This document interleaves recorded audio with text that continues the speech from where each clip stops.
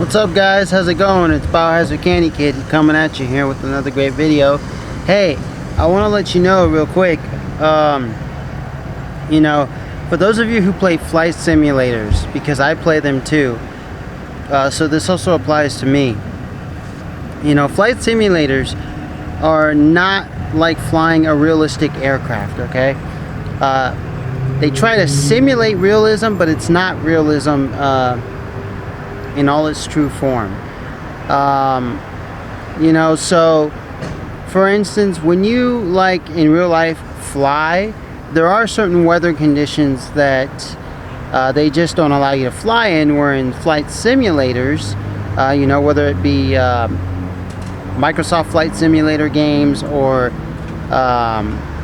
X-Plane or any of the war airplane simulators, like IL-2 or DCS, you can actually fly in all kinds of weather. So literally, flight simulators are video games. They are not anything realistic. Even the military, who uses flight simulators for pilots to practice with helicopters and stuff, it's not the real thing. You're not going to get the real effect, okay? What these are meant to do is kind of like, I would say, level 1 training, applications. But they're not the real thing. It's like driving a race car. A lot of these people who do these esports auto races, they think that, oh look, now I can become a professional race car driver. Like the guy who raced for the Nissan team, who basically, what did he do? He won the race in the Gran Turismo game. I think it was Gran Turismo 6 or something, through the GT Academy. If we're going to have people who start off on a video game and then get into a real vehicle, I'm going to tell you right now, that's some pretty dangerous shit. Because they have never had experience with a real vehicle. They've only had experience with a video game. And, and then you put them in a real vehicle? No. That's not cool. I mean, yeah, I think if you're going to do esports, stick to esports. Don't apply it to the real world. It's like people who, they play Tony Hawk games and then they apply that to the real world. Yes, the tricks are real. Yes, the 900 is real. Tony Hawk did the 900. But I mean, you get where I'm headed with this? Video games are supposed to be like a fictional imitation of real life. It's not, video games simulate real life, but they're not real life. Oh, so then why do you play video games? Oh, well, you play video games, you're talking about yourself. I did say myself included. Now, flight simulators are great, I think, if you want to use them as learning tools. But flying a real aircraft versus flight simulator video games, there's a difference. I mean, yeah, you can turn on all the failures, you can have bad weather, you can have clear weather, you can do all kinds of stuff, but it's still not real life, because a video game is only going to throw at you so many things, whereas real life goes at you infinite things, because life is not limited. Video games are. They're limited by who creates them and by the creation, and I mean, unless you put some glitch in the system, but so that's what I wanted to say. You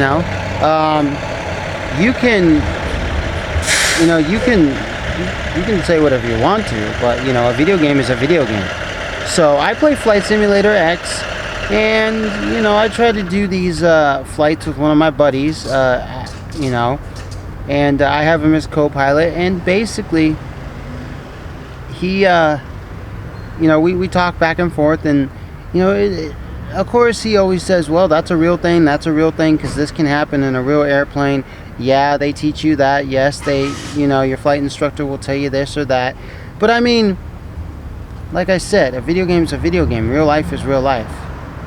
Yeah, it just simulates what happens in real life.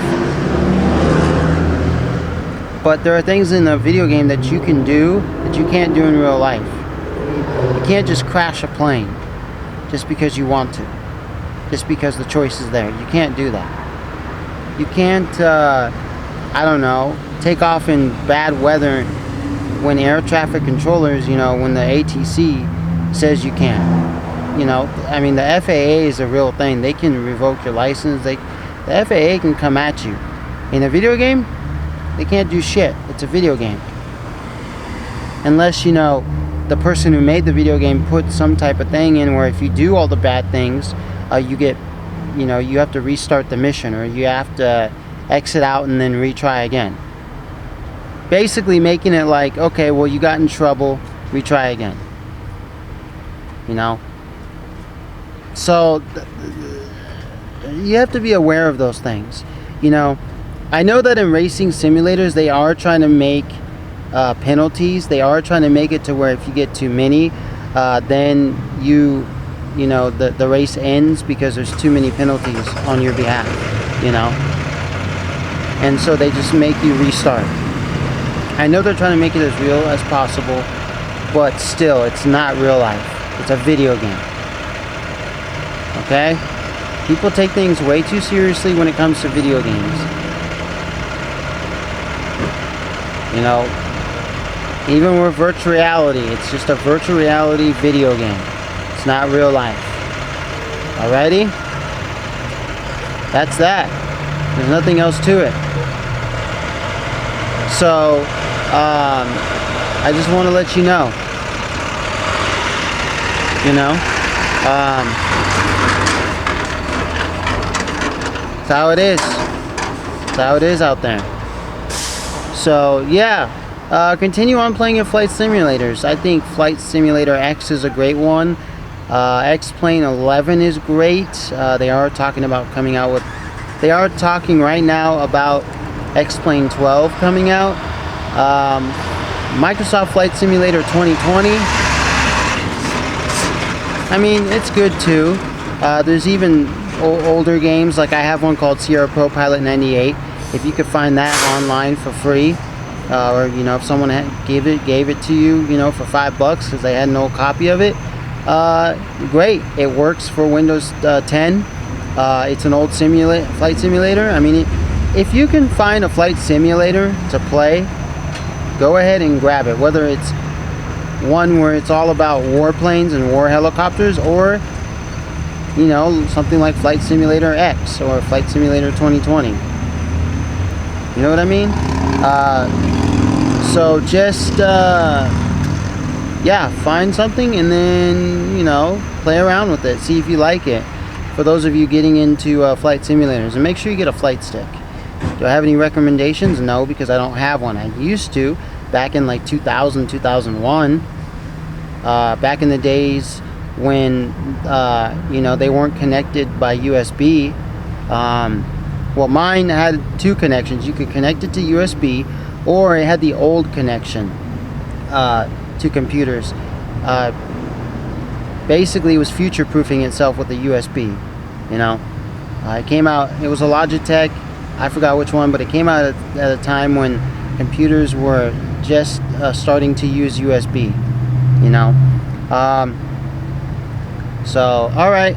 Well, I'll see you guys in the next video. You guys have so much fun.